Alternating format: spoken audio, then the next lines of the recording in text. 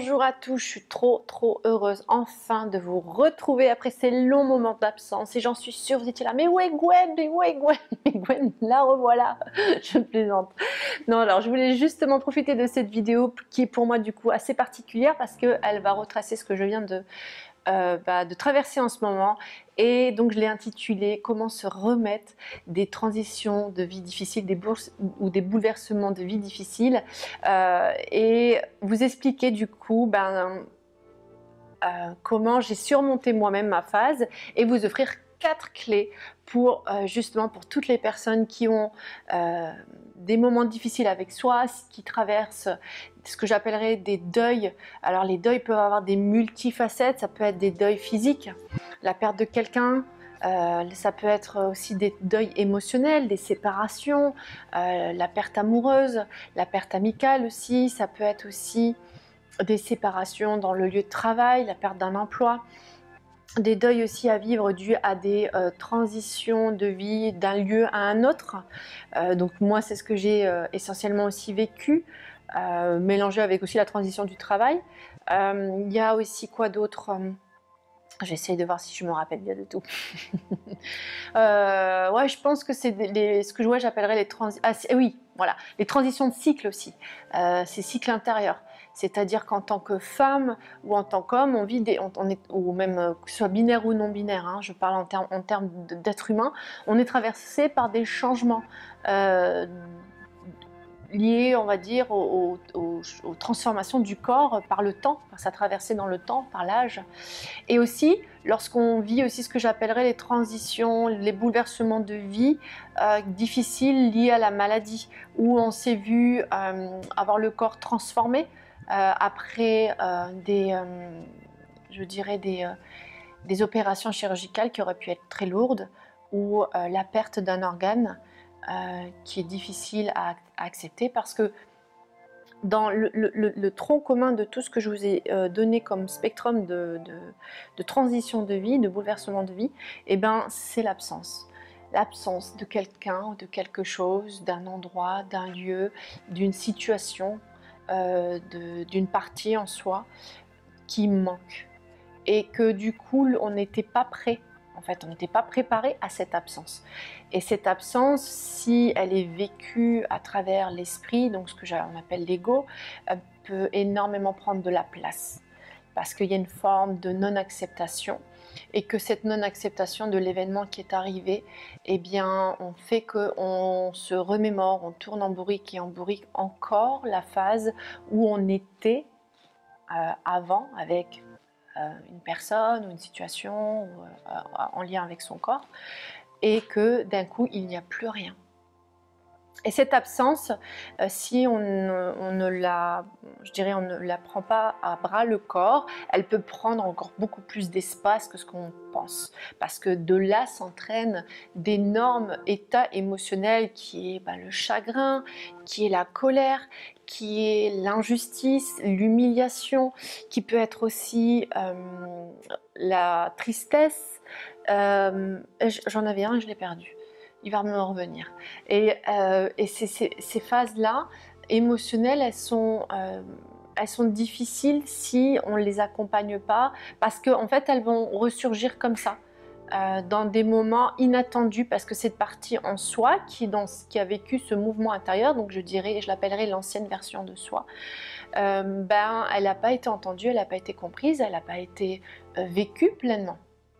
Et donc du coup ça entraîne un drainage à l'intérieur, ce qu'on peut appeler d'ailleurs vulgairement, un mot, mais je veux dire scientifiquement, donc dans le jargon scientifique et psychologique, les burn-out, les dépressions, l'anxiété.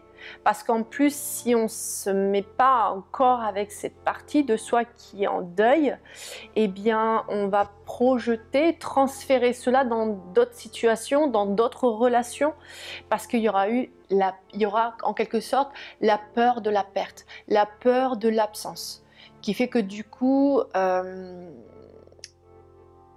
quelque part, on sait le mal que ça fait, donc on ne veut pas revivre tout simplement le mal. Grosso modo, hein, c'est un petit peu résumé. Et du coup, moi par exemple, je vais vous donner un exemple concret. Je suis le cobaye de votre vidéo. Donc dans mon exemple concret, ce qui s'est passé, c'est que pour le coup, moi j'ai vécu j'utilise beaucoup pour le coup, hein.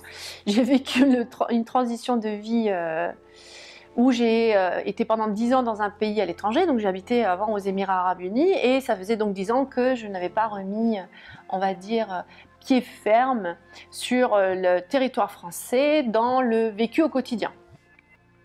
Et donc du coup, il y a une forme où mon corps a dû se réadapter et que en plus, je vais pas, enfin c'est pas que j'ai pas accepté, c'est que j'étais pas du tout consciente, on va dire, sur le fait que une partie de moi n'était pas ok avec cette décision. Et c'est ok de pas être ok, hein. Et je l'ai nié.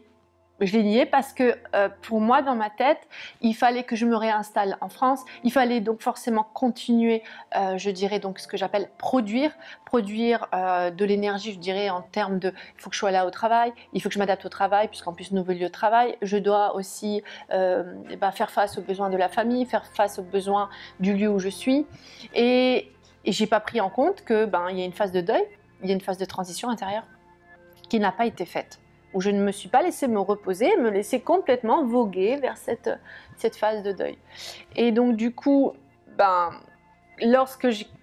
janvier, j'avais cette grande envie de partager plein de vidéos, de faire des vidéos sur tous les sujets qui me traversent, en lien avec donc, mon métier de thérapeute et de coach, et j'étais incapable de fournir l'énergie. C'est-à-dire que les idées étaient là, tout est sur papier, mais j'étais incapable de faire face, c'est-à-dire que j'étais complètement en train de vivre un crash, je dirais physique, sous-jacemment, un crash émotionnel. Et du coup, j'ai accepté cette phase-là, en fait, de me dire, je me laisse tomber, je me laisse complètement tomber. Donc voici Manouche, si vous la voyez dans la vidéo. Je me laisse complètement tomber et je vais aller explorer cette partie en moi. Parce que plus j'émettais, parce que je me sentais coupable. Et cette culpabilité, j'en parlerai dans les autres vidéos, qui est je produis donc je suis, c'est si je ne fais rien, si je procrastine, le jugement d'abord de moi, puis le jugement des autres, surtout de la société, du système de croyance qu'on nous a mis sur le fait qu'on doit toujours produire pour être. Et je me suis dit, ok, that's fine, that's ok, je peux rien faire là, de toute façon mon corps il veut pas. Donc je me suis laissée explorer ce qui se passait et j'ai compris qu'il y avait une partie de moi qui était là, qui m'a clairement dit non mais tu m'as pas demandé à mon avis moi de revenir en France. Et donc du coup je me suis dit ok c'est vrai. J'ai complètement été dans d'abord je dirais le gain de clarté et après dans l'acceptation d'abord que cette partie en moi était en souffrance et qu'elle était en chagrin d'une situation où elle se sentait confortable. Et après, de voir s'il était possible de réconcilier cette partie avec moi et de moi d'être réconciliée avec cette partie qui n'était pas ok parce que, pareil, il est mal vu de ne pas être ok. Et je vous dis ça même en étant dans la casquette du thérapeute et du coach et je sais très bien qu'il est ok de ne pas être ok. Mais il y a quand même toujours ces phases de jugement de soi et de jugement à travers les autres et surtout quand on a la casquette de thérapeute ou de coach. Et là, je me suis dit ok, c'est bon, on va aller... immergé dans son hiver intérieur. C'est pour ça que je l'appelle ça l'hiver intérieur, c'est-à-dire que je rentre complètement à l'intérieur de moi, dans ma blessure, dans ce bouleversement qui avait du mal à être vu et vécu, être entendu, et de vivre pleinement cette phase de deuil.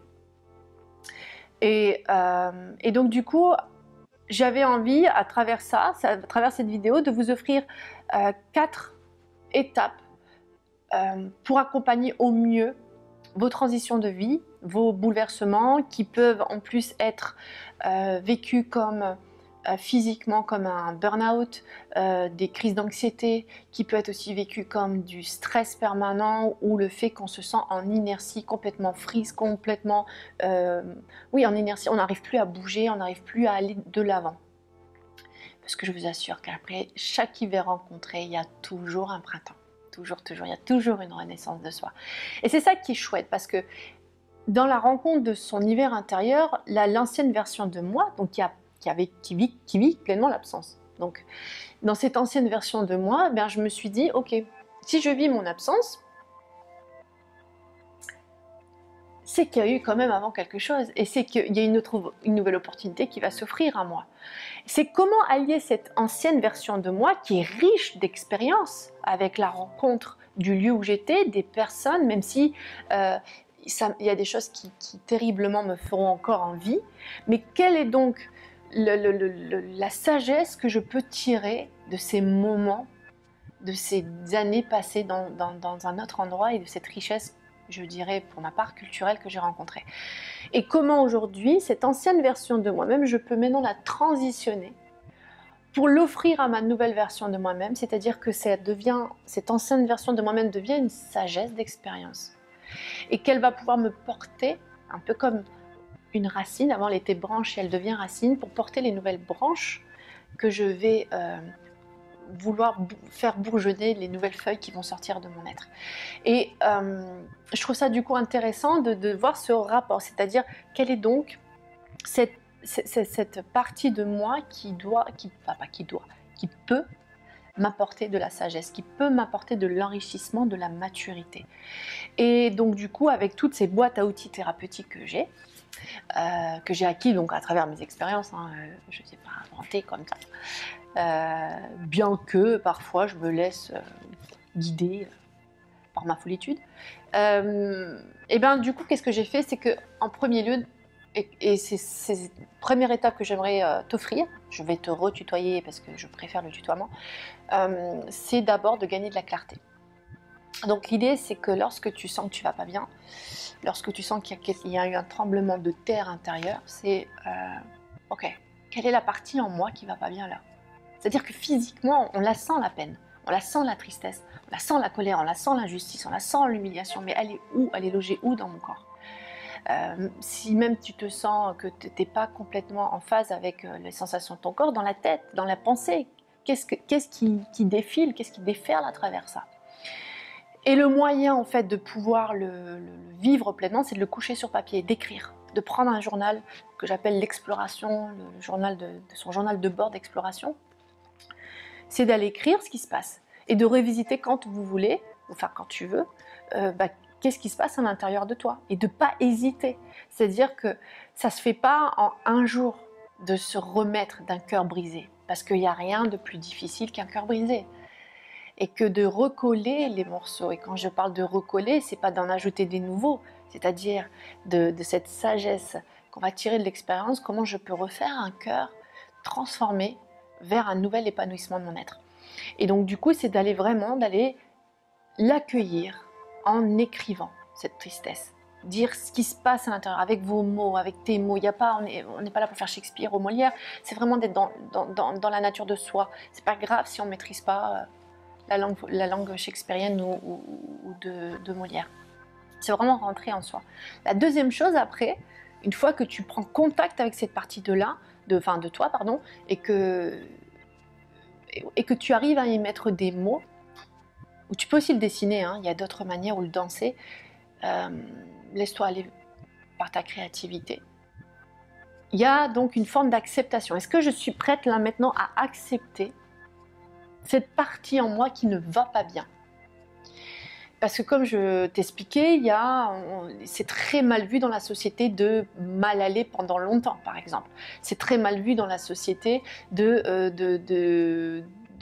dire qu'on va mal, mais aussi d'exprimer son mal-être. C'est très difficile. Parce qu'on se dit, c'est bon, le bouleversement de vie, allez, ça va, 1 mois, 2 mois, mais c'est bon, maintenant, passe à autre chose, quoi. Non, ça se passe pas comme ça. Ça prend du temps. On peut continuer à avancer dans la vie, mais en même temps, on peut accompagner cette ancienne version de soi, ce deuil intérieur. Et donc là, l'idée, ça serait d'aller d'abord dans la forme d'acceptation. C'est-à-dire qu'une fois que j'ai gagné la clarté, où est-ce qu'elle se loge, quel est le type de ce deuil intérieur que je vis, c'est d'aller voir si je peux l'accepter. Et c'est ok de ne pas tout accepter d'un coup. Ça peut être une acceptation partielle, semi-partielle, demi, un quart partiel. Ça peut être une acceptation peut-être totale dès le départ, ou pas du tout. C'est ok, c'est d'être déjà... Est-ce que, par exemple, si moi je revis mon moment où il y avait une partie en moi qui disait « Mais tu ne m'as pas écouté, moi, tu ne m'as pas demandé mon avis si je voulais revenir. Et c'est vrai, il y a une partie de moi, je ne lui ai pas demandé et elle était en souffrance. Parce qu'il y avait une partie de moi qui s'entendait très bien dans le lieu où elle était. Et il y avait du coup cette partie n'acceptait pas dans le lieu où elle était, et là ici, donc en France, et que du coup elle était en rejet total. Et donc c'était, est-ce que je peux accepter cette partie en moi qui est en rejet total? Et après, est-ce que cette partie en moi qui est en rejet total peut maintenant venir s'intégrer avec qui je suis là maintenant et re-rentrer en association avec mon être? C'est-à-dire que plus tu prends le temps d'accompagner ce qui se passe à l'intérieur de toi, cette partie en toi qui est en souffrance, de gagner de la clarté à travers, et que tu commences à avoir cette phase d'acceptation, au lieu d'être dans la dissociation qui crée justement encore de l'éloignement, je dirais plus profond de soi, on revient dans la réassociation. C'est-à-dire, en quelque sorte, pour moi, pour ma part, dans ma définition, devenir son meilleur ami en fait, son meilleur accompagnant, son meilleur amoureux, son meilleur amant. Et donc du coup, une fois que je suis passée donc, dans cette phase d'acceptation, même si aujourd'hui il y a encore des gradations, je ne suis pas encore dans l'acceptation totale, eh bien, ce que j'essaye de faire, c'est que pour pouvoir nourrir l'acceptation et nourrir cette partie en moi qui est blessée, je viens la nourrir avec de la douceur. Et quand je parle de la douceur, donc c'est la troisième étape, ça serait d'apporter ce que j'appellerais de la douceur à travers des moments chouettes, sympas à vivre, qui sont dans le savoir-être, pas forcément dans le savoir-faire. C'est-à-dire dans la créativité, dans la danse. Par exemple, je vais danser, je vais faire des méditations émotionnelles pour complètement exulter cette émotion, lui demander de vivre et de dégager tout ce qu'elle a besoin de dégager, cette partie. Je vais être également, je vais prendre le temps de peindre, je vais prendre le temps de rien faire, de prendre un bouquin et de rien faire. Aussi complètement rien faire, être en inertie complète, et that's fine. Et puis des fois, je me rebalance dans la nostalgie des moments, c'est ok aussi, c'est ok, tout va bien. Et du coup, la quatrième, attention mes doigts, j'en ai 4, la quatrième phase, ça serait pour moi du coup, dans ma définition au mieux de s'accompagner, c'est de s'ancrer dans le moment présent. C'est-à-dire surtout quand il y a le jeu de la nostalgie qui revient, même si c'est ok de le vivre, c'est de dire ok, maintenant je reviens à la réalité. Comment je peux faire pour revenir à la réalité? C'est que tu prends le temps de t'habituer à observer un objet, un endroit, observer ta respiration et de voir complètement, de la vivre à travers tes 5 sens. Qu'est-ce que je vois? Qu'est-ce que je sens? Qu'est-ce que j'entends? Qu'est-ce que je touche? Vraiment d'être dans le moment présent. Ça peut être aussi toucher son corps, juste poser ses mains sur son corps et de sentir le contact avec la peau, contre la peau. Qu'est-ce que ça me procure? Être dans son moment présent. Et ça, c'est une forme d'ancrage. De dire, ok, c'est vrai qu'il y a cette ancienne version de moi qui est encore là en train de vivre et qui a besoin d'être vue, entendue et être acceptée. Mais pour être pleinement en sa réconciliation aussi, c'est que il faut que je me ramène aussi moi dans mon moment présent, pour accepter aussi cette nouvelle version de moi qui arrive. Et donc c'est vraiment de vivre dans cette ambivalence et revenir petit à petit. Alors c'est pas en un claquement de doigts comme je disais, c'est long, le processus est long, mais tu peux très bien, tu vas avoir des crashs émotionnels, tu peux très bien être complètement dans le chagrin, complètement dans la blessure, complètement dans l'émotion. Et puis petit à petit, tu verras que tu vas remonter. Et puis des fois, il y aura des phases. Puis tu vas remonter, remonter, remonter. Parce que ça, c'est une promesse que je peux faire, c'est que à chaque hiver pleinement vécu, à l'intérieur de soi, il y a toujours un printemps. Il y a toujours du renouveau. Il y a toujours quelque chose qui a envie d'être exploré. C'est le potentiel même de l'être humain. Et c'est vraiment de se faire confiance, d'être dans l'apprentissage de sa confiance en soi, de soi, à travers soi, et d'être pleinement dans son vécu. Et ça, c'est vraiment, offre-toi l'opportunité de te vivre pleinement. Et de voir comment tu peux t'accompagner. Et vraiment, l'idée, c'est de t'offrir des outils pour aller encore plus loin dans ces outils-là, donc qui est de gagner de la clarté, voir la forme d'acceptation, l'intensité d'acceptation qui peut être mise sur le moment, de t'apporter de la douceur et de t'ancrer. Je te propose une méditation sur l'ancrage qui dure à peu près une quinzaine de minutes. Alors je ne sais pas encore comment les mettre en lien après la vidéo. Ce que je te propose, c'est je vais te laisser mon adresse email. Tu m'envoies ton adresse email et je te l'enverrai avec beaucoup de plaisir pour apprendre à t'ancrer et t'ancrer avec la terre, t'ancrer avec la nature, t'ancrer avec ce qui est autour de toi, donc à travers une visualisation.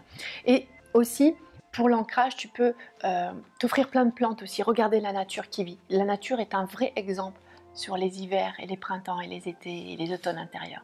Donc voilà, j'espère que cette vidéo, elle t'a plu.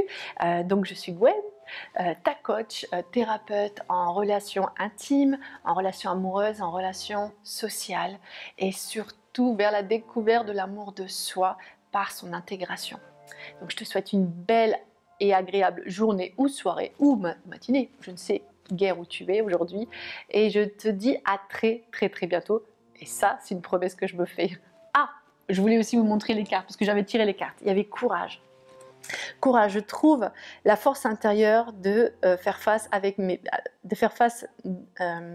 to face fear, de faire face à mes peurs avec confiance. Et c'est rigolo parce que je suis en train de vous faire la vidéo, donc je me dis que ça me parle énormément. Death, c'est fou, la mort. J'apprends que chaque fin a merely a beginnings, a incroyablement un nouveau départ. Et ça, c'est partie des hivers intérieurs. Quand on les rencontre pleinement, on rencontre son printemps intérieur. Et enfin, jugement.